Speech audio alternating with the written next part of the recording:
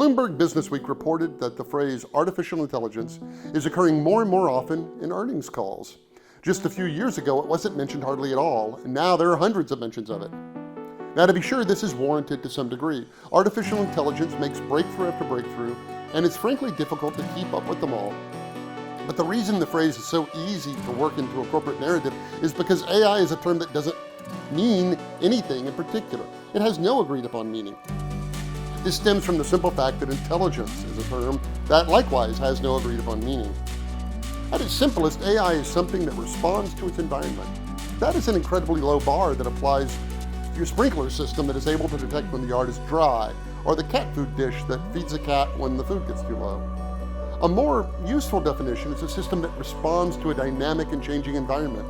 In other words, a system that learns as it operates. Hershey recently announced a system that I think qualifies. In the past, when they made Twizzlers, the rope-like candy, they either had to overproduce to make sure they got enough in the bag, that is, to match or exceed the weight, or they had to weigh the bag repeatedly over and over. But recently, Microsoft Azure Cloud was employed to track 60 million data points in the manufacturing process so that the system can adjust in real time and make exactly the right amount of Twizzlers. Now that's a real-world application of artificial intelligence. If you're interested in artificial intelligence, visit gighome.com or check out my new book, The Fourth Age: Smart Robots, Conscious Computers, and the Future of Humanity.